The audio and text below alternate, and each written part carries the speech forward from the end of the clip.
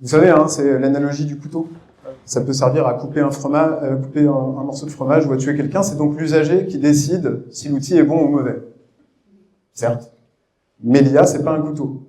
Sa finalité n'est pas fixée par son usager, mais par une somme de choix invisibles sous la surface, des choix qui sont déjà faits au moment où Pascal l'utilise. Prenons un exemple d'une IA ancienne génération de Meta qui filtre l'information que Pascal voit s'afficher sur ses flux Facebook et Instagram. La face émergée de l'iceberg, c'est pas sorcier, hein, c'est un algorithme qui choisit parmi des milliards de publications lesquelles afficher à Pascal et dans quel ordre, parce qu'il pourra pas tout lire. Bon, aucun problème.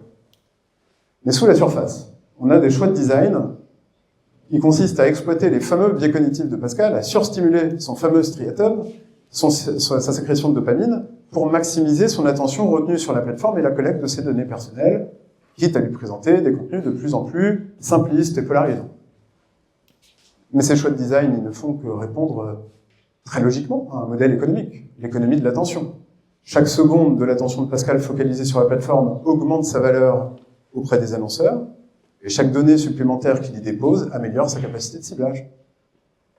Et ce modèle économique, il découle en fait très logiquement d'une règle du jeu implicite du système, qu'on peut résumer par cette promesse d'exponentielle infinie, parfaitement illustrée par le logo de Meta, vous remarquerez, qui postule une absence de limite. Il faut extraire toujours plus de données personnelles, de temps d'attention, de matière et d'énergie pour tenir la promesse faite aux investisseurs.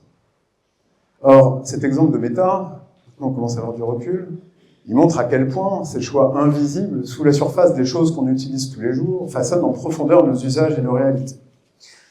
D'ailleurs, quand Eric Schmidt nous dit qu'on n'est pas organisé pour atteindre nos objectifs climatiques, c'est un peu ironique quand même, parce que c'est en partie à cause de ces algorithmes et de la fragmentation, de la polarisation de l'intelligence collective qu'ils induisent. Ce qui est encore plus ironique, c'est que cette génération d'IA est encore à ce jour la plus rentable, de très loin, et que ce sont donc les revenus qu'elle génère qui permettent à la Silicon Valley de financer à perte la nouvelle génération, vous savez, celle qui va nous sauver du réchauffement climatique. Alors que ces algorithmes pourraient très bien être conçus selon d'autres règles du jeu, favoriser le débat constructif, la prise de décision éclairée, la délibération collective. Si ça se trouve, ça nous aiderait à mieux nous organiser. Donc on comprend bien que du point de vue d'un fonds de capital risque, c'est plus pratique de considérer que les couches existantes du web sont verrouillées, dépendant de ce sentier, de sorte à ajouter une nouvelle couche au millefeuille.